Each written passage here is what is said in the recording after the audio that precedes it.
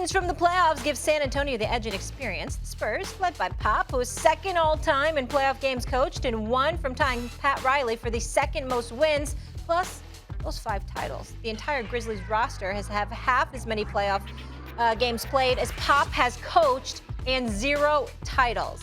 Max, what's more valuable in tonight's game? Is it Coach Pop on the sidelines or Ja on the court? It's actually Popovich on the sidelines. And the NBA is a league where it's a superstar-driven league. It's not like the NFL where the head coach is often the most important guy. No, it's the superstar.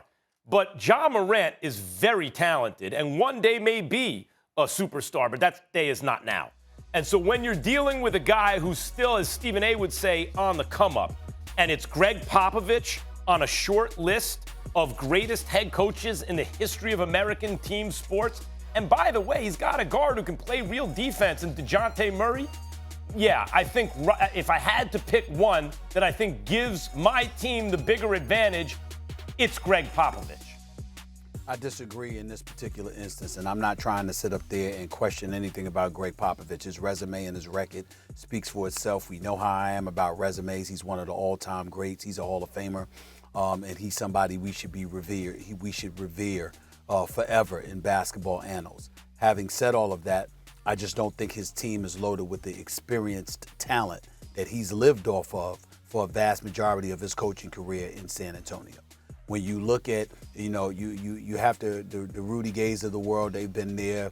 DeMar DeRozan, I get that. I like DeJounte Murray. I like Lonnie Walker.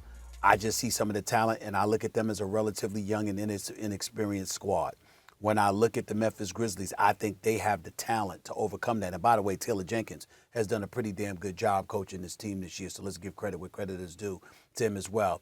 But to have Ja Morant, to have Dylan Brooks, to have Valanciunas, who's been around for a while and obviously played at Toronto before he ended up landing in Memphis, I just look at this squad and I just say, I think that the Memphis Grizzlies with Ja Morant, I think Ja Morant and how he plays will dictate the outcome of tonight's encounter more so than the coaching of Gregg Popovich. Yeah, but Ja is going to have to play above his head that he's played so far this year. We know he has a ton of upside and talent.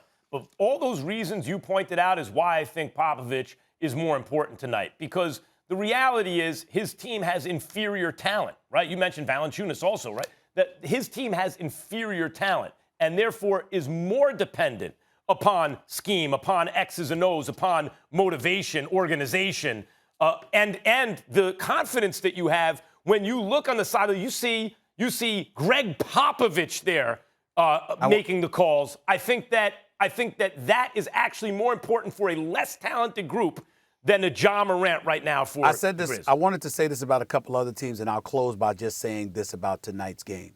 I think San Antonio is a team that comes to work every day. I think Memphis comes to ball.